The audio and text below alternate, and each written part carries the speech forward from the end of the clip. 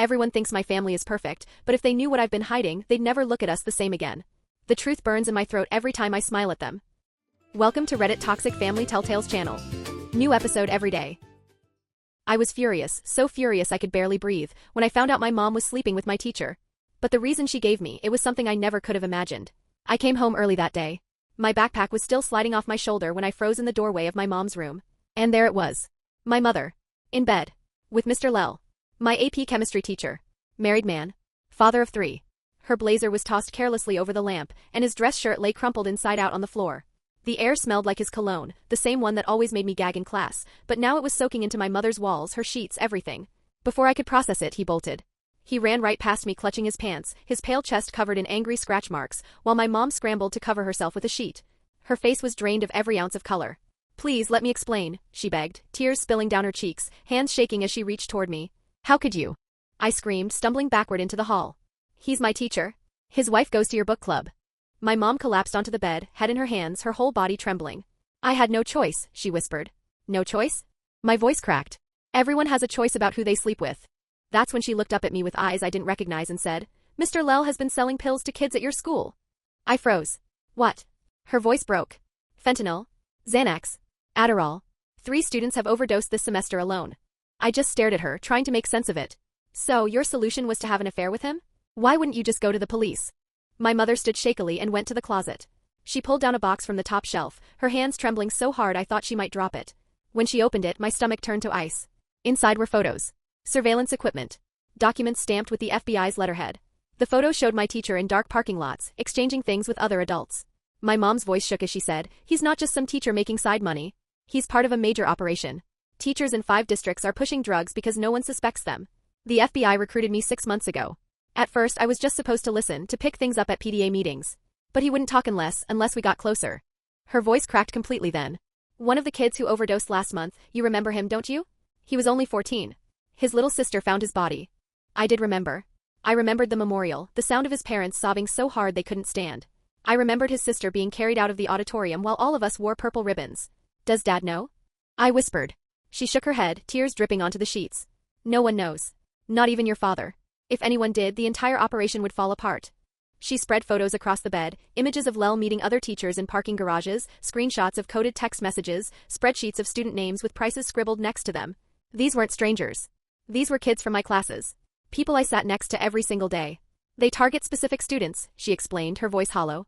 "Kids with divorced parents. Kids stressed about college. Foster kids. They know who's vulnerable." Then she showed me a file that made my stomach drop. It was Bram.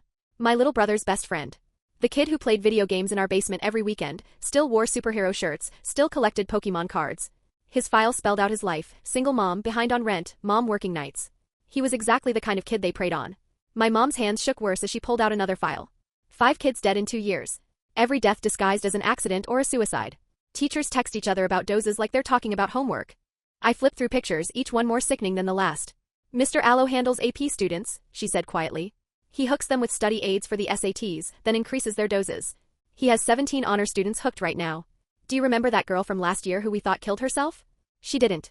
She overdosed on his pills the night before finals." My mother was sobbing openly now. I tried to keep my distance, but Lell started getting suspicious.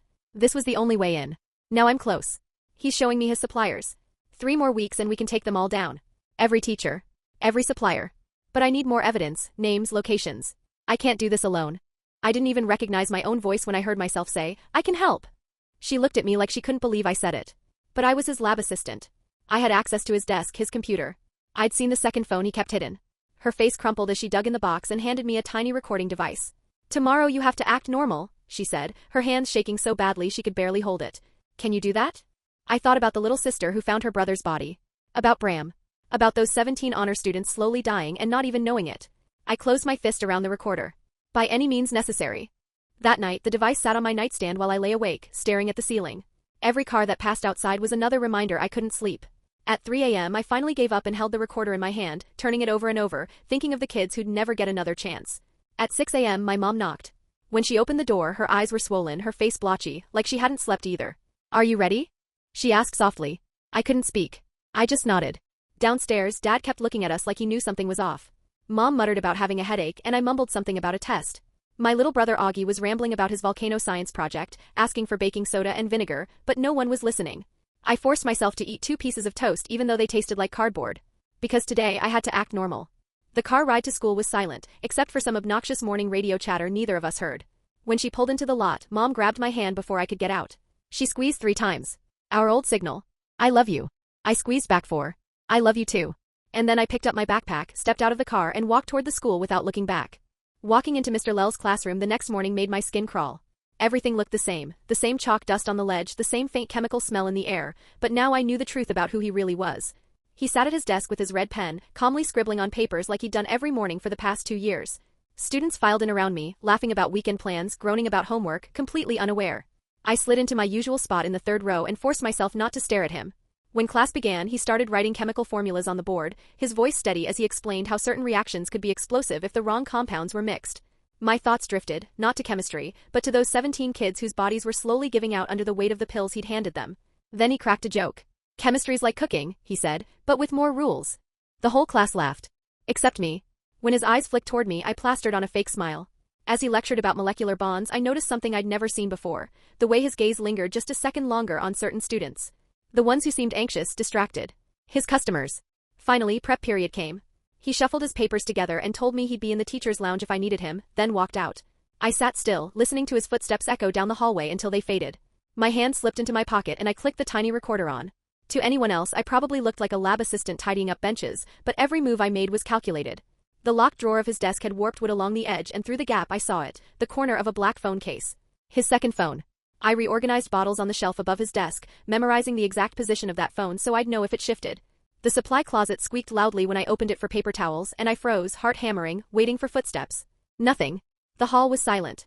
I had just started refilling the soap dispenser by his desk when I heard them, footsteps coming back, faster than I expected. Panic surged. He walked in 20 minutes early, finding me right by his desk. My chest thudded so hard I thought he'd hear it. But I forced a casual smile, held up a bottle of glass cleaner and gestured at the windows. His lips curled into something between approval and suspicion. You're my most dedicated lab assistant, he said. I nodded quickly and moved to the windows, wiping them down, hands trembling so badly I had to grip the cloth tighter. After school I walked 2 blocks where Mom was waiting. She didn't say a word as I slid into the passenger seat, just gripped the steering wheel so tight her knuckles turned white. She kept checking the mirrors as if someone was tailing us. She drove us downtown to a plain office building, gray walls, tinted windows, nothing special. Inside, we rode the elevator to the 3rd floor and followed a hallway to a door with only a number on it. No company name. The room behind it was small, windowless. A woman in her 40s sat at the table, folders spread out, laptop glowing. Her eyes were sharp, the kind that miss nothing. She introduced herself as Leah Marshall. Her voice was calm but heavy, like a surgeon delivering bad news. Leah explained that everything I recorded would become evidence in federal court. She talked about rules, chain of custody, what I could and couldn't do with the device. My mom sat beside me, her hand on my shoulder, steadying me while my stomach twisted. Then Leah spread photos across the table. 5 faces. Kids. I recognized one instantly, the 14-year-old from the memorial last month. She pointed at each, explaining how Lel had picked them out, preying on their anxiety, their home problems. 3 of them were in my grade. One I'd even sat next to in English before she moved away. Except she hadn't moved. She was dead. Leah slid another folder forward. This one was filled with chemical supply orders, fake school purchase orders for amounts 10 times larger than any class could ever need. My mom went pale just reading the totals. The drive home was silent. Mom's hand strangled the steering wheel, her eyes darting to the mirrors again and again. At dinner that night, Dad looked up from cutting his steak. Everything okay at work? You've seemed distant. Mom and I locked eyes for half a second. Then she plastered on a weary smile and talked about a stressful project deadline. I pushed food around my plate, hating how easily the lies slipped out of me now. Dad had no idea. None. Later, I sat in my room staring at the recorder on my dresser, knowing tomorrow I'd have to do it all over again. The next morning, I got to school early. Lel was already at his desk, head down, grading with that same red pen. My pulse quickened. When the bell rang, class ended and as students filed out, he stopped me. Stay behind. I've got something for you. The last kid left and Lel shut the door. He perched on the edge of his desk, watching me with that smile that made my skin crawl. You've been doing excellent work, he said smoothly. I think it's time I gave you more responsibility. I forced a smile, my heart pounding in my throat. He pulled out a key and held it toward me. Inventory management. You'll track the orders and deliveries from now on. I took the key with what I hoped looked like gratitude, babbling about how amazing this would look on college applications. Inside, I was screaming. This was the exact access the FBI needed. During prep period, I slipped into the supply room with the key and began photographing every log and receipt. My hands shook as I flipped through the pages. The chemicals listed had nothing to do with our curriculum. These were precursors, enough to run a small factory of synthetic drugs. Every sound in the hall made me pause, ears straining, but I kept going, page after page. At lunch, while I was stacking beakers, a substitute teacher from Madison High walked in. He asked for Mr. Allo. My blood ran cold. They went to the corner of the lab, talking in hushed voices while I pretended to fuss with glassware. The recorder in my pocket caught everything. Test prep materials. Performance enhancers. Coded words. The substitute mentioned numbers that sounded suspiciously like prices, and Lel nodded, jotting them into a notebook. As soon as the man left, I slipped into the bathroom and texted Mom our emergency code. Within the hour, Leah messaged back. They'd confirmed the substitute was another teacher under investigation. And just like that, I realized I was in deeper than I'd ever thought possible. That night, Bram came over like he always did, plopping onto the couch next to Augie with a controller in his hand. They were laughing, arguing about which superhero could take the other down, their voices carrying into the kitchen where I stood watching. Bram looked so normal, just a kid in a faded Pokemon shirt, chips spilling into his lap. But I couldn't stop thinking about the file I'd seen. The red ink. The words high potential. They'd marked him, circled him like prey. I sat down next to them, trying to sound casual. So Bram, how's school? He shrugged, not looking at me. Fine, I guess. Mom's been kinda stressed about money though. Augie jumped in, grinning. Dude, don't worry about grown-up stuff. Let's just play. They went back to bickering about the game, but I caught it, the way Bram's shoulders tightened, like that one sentence had pressed on a bruise no one else could see. The next morning, Principal Cowan's voice crackled over the intercom. New security measures, random bag checks, stricter hall passes.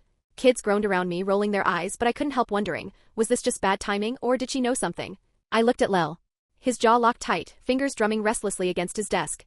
When a girl raised her hand to ask about extra credit, he snapped at her, sharp, impatient. Not his usual fake charm. As students shuffled out, I stayed behind, rinsing glassware. That's when he yanked open his drawer and pulled out the second phone. His voice was low, urgent, almost panicked. Complications. Timeline changes. Inventory needs to move by the end of the week. My chest clenched. He was accelerating. During prep period, I went through the supply cabinets, pretending to check stock. My hand hit something odd at the back. A panel. It shifted when I pressed it, and behind it, my breath caught, was a hidden compartment. Rows of tiny bags. Pills in different colors and shapes. At least 30 of them. I forced my hands not to touch anything, just snapped photo after photo. Some bags had labels, initials I recognized as classmates. Kids I'd seen that morning in the hall. My fingers trembled as I slid everything back exactly where I found it. 10 minutes later, my phone buzzed. 3 asterisks. Emergency. I clutched my stomach and walked to the nurse's office. I don't feel good, I muttered. She called Mom, who was there in 15 minutes. We drove straight to that same blank office building. Leah was waiting in the conference room, laptop open, folders spread out. When she saw my photos, her eyes widened. At the hidden compartment shots, she stood up so fast her chair scraped. Pacing, typing furiously into her phone. This is what we've been missing, she said. Middle chain evidence. Student distribution. We can build it from supplier to dealer to victim now. She introduced Detective Carlos Newman, a man with a firm handshake and a folder thick as a dictionary. He spread surveillance photos across the table, teachers from other schools, meeting in parking lots with the same substitute I'd seen. Each meeting happened right before a student overdose. The pattern was undeniable. A map of death spread out in photographs and timesheets. That evening, Mom and I sat at dinner like nothing happened. Dad joked about work, Augie talked about science fair volcanoes. I chewed silently, hating how easy it had become to lie with my mouth full. The next morning, Lel summoned me to his desk before class even started. His eyes flicked across my face, searching. You feeling better? I nodded, muttering something about Mom being stressed with work. His shoulders eased and he even patted my arm. Family pressure's tough.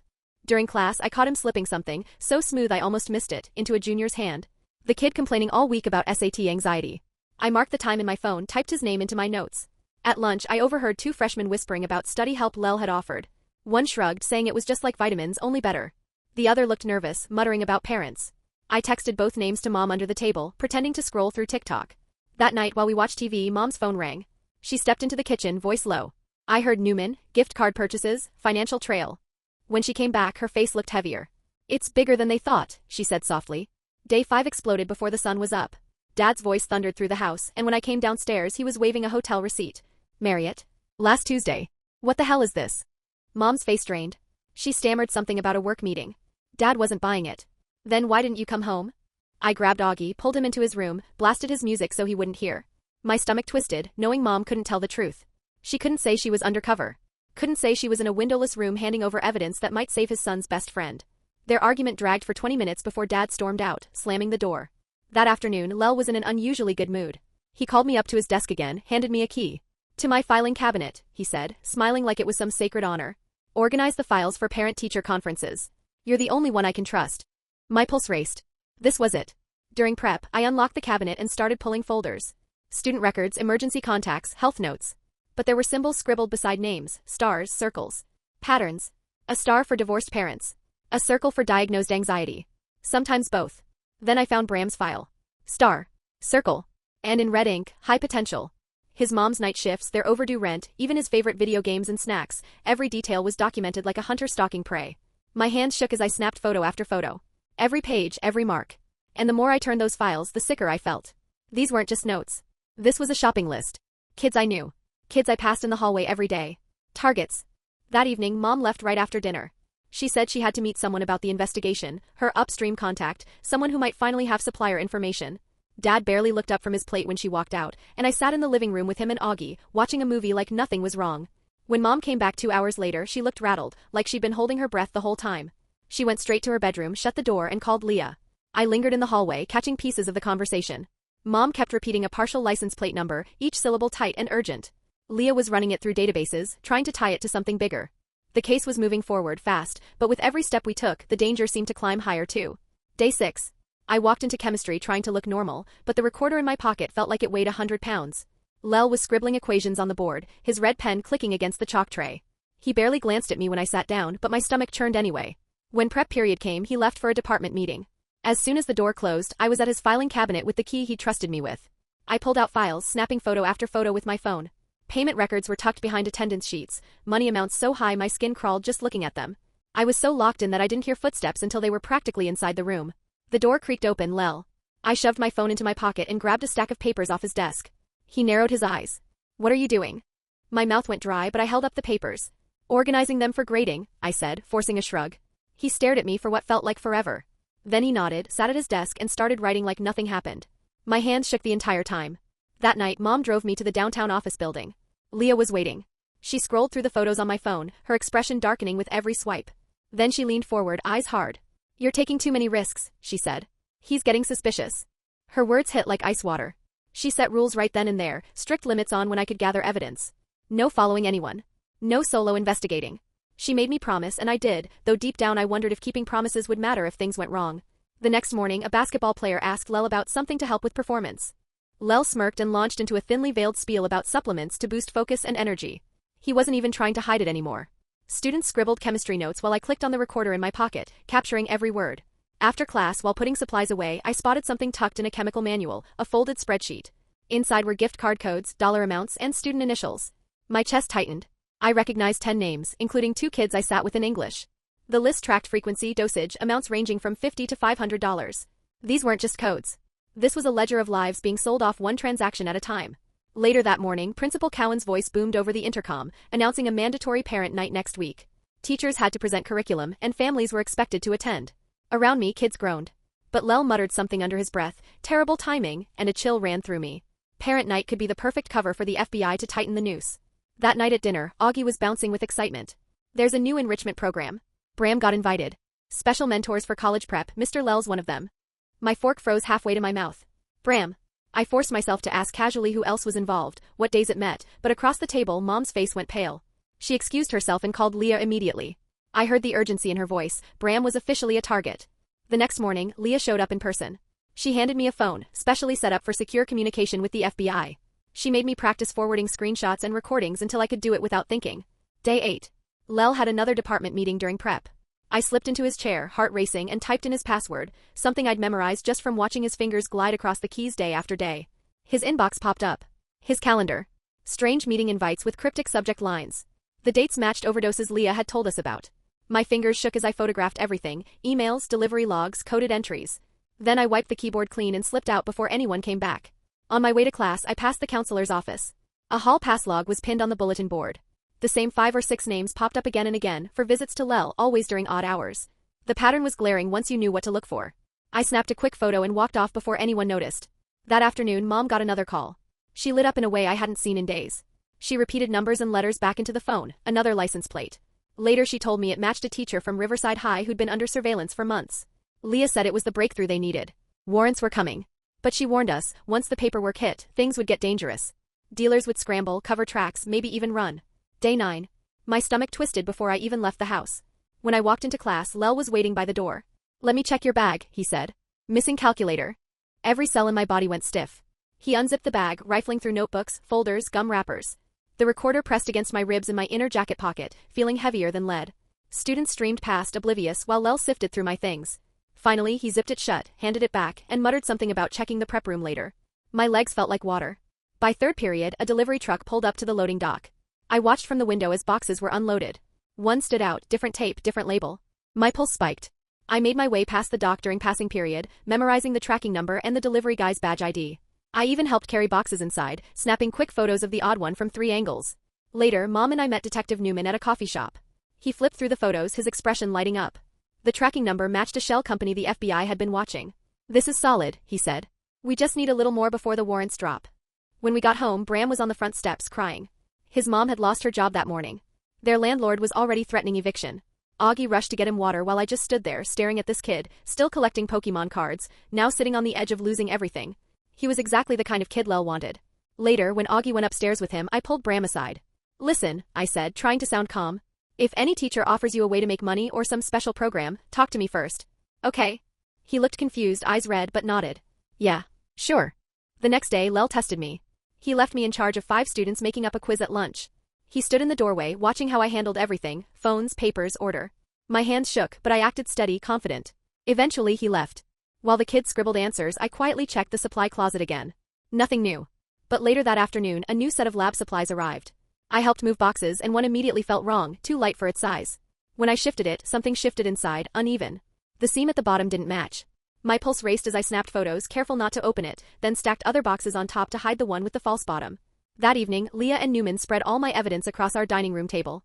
Photos, logs, codes. Newman said it was enough to fast-track warrants. Parent night would be the perfect time, crowded, noisy, everyone distracted. Arrests across 5 districts all at once. As they left, I felt like I could finally breathe. Until Dad spoke. He held up something small in his palm. "What's this for?" It was my spare recorder battery. My blood ran cold. I blurted out that it was for a physics project on sound waves. Mom sat frozen, silent. Dad stared between us, suspicion clear in his eyes, but he didn't push further. The tension was thick enough to choke on. Then Augie piped up. "Can we get ice cream?" The moment cracked, just barely. Later that night, after Dad went to bed, Mom and I whispered in the kitchen. "If he pushes again," she said, her voice shaking, "we'll have to tell him everything. But only with Leah there. We can't risk him doing something reckless." I nodded, staring at the dishes drying on the rack. Parent night was only a week away. And one way or another, everything was going to end then. The next morning started like any other, until it didn't. I was halfway down the hall to first period when a scream ripped through the air, sharp and panicked, coming from the girls' bathroom. Within seconds, everyone was running toward the noise. I squeezed through the crowd and saw a sophomore named Kelly on the tile floor, her body convulsing, foam spilling from her mouth while her friend screamed for someone to help. 2 teachers rushed in, pushing students aside. One dropped to her knees, starting CPR, while the other fumbled for their phone and dialed 911 with shaking hands. Minutes later, paramedics stormed in with a stretcher. They slid needles into her arm, strapped an oxygen mask over her face. The rest of us were herded back to class, but even behind the closed doors, we could still hear the wail of sirens cutting through the building. The school went into soft lockdown, no one allowed to leave class, security guards stationed at every door. Through the narrow window in our classroom, I saw him. Mr. Lel. Just standing there, watching Kelly being wheeled past like she was nothing more than a broken experiment. His face betrayed no emotion. Instead, he typed notes into his phone as calmly as if he were grading homework. Not long after, Principal Cowan's voice echoed over the intercom, announcing that parent night would have heightened security this year, metal detectors, bag checks, the works. Teachers muttered complaints in the hallways, calling it overkill. But Lel looked rattled. He kept checking that second phone, pacing near the supply closet, whispering into it. "Adjusting the schedule," I heard. "Alternative entry points." That afternoon, Mom picked me up and drove straight to the FBI office. Leah was there with a full team of agents. They told me parent night was go time. But Leah made something very clear: I was only supposed to observe and report. They gave me a wire, slipped it under my shirt, and drilled me on acting normal. Don't touch it. Don't fidget. Don't be a hero. On the way home, Mom's hands were trembling against the wheel. She admitted Dad had found more signs of the affair and his anger was boiling over. Sure enough, when we walked through the door, Dad was waiting in the living room, arms crossed, face red. "We need to talk," he snapped. Mom broke instantly, crumbling into tears. "I can't do this anymore." Dad started yelling about trust, marriage vows, his voice thundered until the doorbell rang. Leah walked straight in, flashing her badge before anyone could stop her. She laid everything on the coffee table, photos, recordings, files of overdoses. She told Dad the truth. Mom had been recruited 6 months ago, forced to get close to Lel to gather evidence. Dad sat heavily on the couch, staring at photos of kids who never made it home. "You're telling me my wife is sleeping with a drug dealer to save children?" His voice cracked on the last word. Leah nodded. He looked at me then, the realization dawning. "She's helping too, isn't she?" Leah confirmed it. Dad turned away, staring out the window for a long, silent minute. Then he asked, voice low but steady, "What do you need me to do?" Mom sobbed harder, but Leah answered. Parent night was in 3 days. We all had to play it cool. Dad nodded. I'll be there. Whatever cover you need. Those 3 days dragged like we were moving through mud. Every hour was a countdown to the moment everything would blow open. Finally, parent night arrived. The school parking lot overflowed with families, kids tugging their parents inside. Agents disguised as moms and dads mingled in the crowd, blending in. I set up in the chemistry lab, laying out projects and displays, keeping one eye on the door. Mom stayed glued to Lel, laughing at his jokes, touching his arm like she belonged there. Watching her play the part made me want to throw up. Parents gathered in the lab while Lel performed his big demonstration, mixing chemicals that fizzed and changed colors. He leaned toward another teacher and murmured, "Titrations at level 3 need adjustment for optimal results." Code. Plain as day. I saw Mom's hand dip under the table, her phone glowing as she sent the alert to Leah. 20 minutes later, a white delivery van rolled up to the loading dock. My blood went cold. Deliveries never came at night. Detective Newman's team followed in unmarked cars. Lel excused himself, saying he had to check on supplies. 4 agents, parents in disguise, trailed him as he headed toward the dock, phone pressed to his ear. I was wiping down beakers when suddenly he was right there. Lel. Standing behind me in the supply closet doorway. "You and your mother have been very helpful lately," he said softly. His voice had an edge sharp enough to cut glass. My throat tightened. "I just want to do well in chemistry. Science fair's coming up." My laugh sounded forced even to me. He stared, eyes searching my face. The seconds stretched unbearably. Then Mom appeared, breezy and light, asking if he needed help with cleanup. Her hand brushed my shoulder, squeezed gently. The signal, I'm here. Lel finally walked off with her toward the auditorium, where parents were gathering for the principal's speech. At exactly 8 p.m., chaos erupted. Shouts from the parking garage. Police lights flashing red and blue through the windows. Agents poured into the building. Parents screamed, pulling their kids close, while teachers scrambled to make sense of it. Through the lab window I saw it, Lel slammed to the ground, handcuffed, face pressed to the concrete. All around, teachers from 5 different schools were dragged out at the same time, their cover stories crumbling in an instant. Suddenly, someone grabbed my arm, pulling me away from the glass. "This way," a woman in an FBI jacket barked, guiding me down the hall. She ushered me into Principal Cowan's office, where Dad sat with Augie, both pale and shaken. Dad's arm went around my shoulders, holding me close as chaos roared outside. Through the window, we watched agents haul out box after box of evidence. News trucks started pulling up. Sirens wailed nonstop. Then I saw her. Mom. Escorted by 2 agents, led down the hall. She glanced back just once, her eyes finding mine before disappearing around the corner. We waited there for 3 hours, listening to the noise, watching teachers we knew walk out in handcuffs. Dad never let go of us. His hand clenched tighter every time another one was led past the cameras. When they finally released us, it was nearly midnight. The parking lot was a sea of flashing lights, FBI vans, and reporters swarming the gates. And in the middle of it all, our school, our safe place, was now the crime scene that had been poisoning us for months. The next morning, it was everywhere. Every TV channel, every radio station, every headline, massive drug bust at local schools. Reporters stood outside my school, microphones in hand, pointing to photos of the arrested teachers. 43 of them. From 5 different schools. And the numbers were staggering, evidence of more than 200 kids buying pills from the very people who were supposed to protect us. We sat in the living room, the TV flickering blue light across our faces while Dad made breakfast. Nobody said much. What was there to say? How do you even put words to something like that? That afternoon, Principal Cowan called an assembly. The gym was overflowing, students shoulder to shoulder, parents crammed into the bleachers, even counselors brought in from other districts. She stood at the microphone, her voice trembling as she admitted the truth: the school had failed us. She promised new rules, background checks, anonymous reporting systems. But around me, kids were crying. Parents were shouting. The whole assembly felt less like a school meeting and more like a funeral. A funeral for our innocence. A funeral for trust. 3 days later, Leah arranged for us to meet with a family therapist. The office was small, with bins of toys and shelves of picture books, stuff meant for little kids, not people like us who'd already seen too much. Dad let it all out. He admitted he was furious about being kept in the dark, but he also said he understood why Mom had to do it. We spent an hour talking about trust, about secrets, about how badly we needed to rebuild what was broken. The therapist gave us homework, dinners without phones, evening walks where we'd actually talk. It sounded simple. But simple felt good. That weekend, Bram came over to play video games with Augie. For once, Bram looked lighter, his shoulders relaxed. His mom had gotten a new job, better hours, better pay. No one was circling him anymore, whispering promises of easy money. He could finally just be a kid again. I sat on the couch, watching him and Augie argue about which superhero could win in a fight, and for the first time in weeks, life felt almost normal. That night, Leah dropped by. Dad poured her coffee while she spread folders across our kitchen table. She told us Lel was cooperating with prosecutors. He'd flipped. He was giving up supplier names, networks, the people running everything. His testimony was going to help stop this from spreading to 12 more districts. Mom asked, her voice low, how long he'd go away for. Leah said probably 15 to 20 years, even with the deal. The school scrambled to rebuild. Letters went home to parents explaining new safety measures. A third-party company would now monitor chemical supplies. Teachers had to take annual ethics classes. Posters went up in every hallway with hotlines for students to call if anything ever felt wrong. 2 new counselors were hired just to help kids process what had happened. Trust was returning slowly, but it wasn't the same. Students still watched their teachers carefully.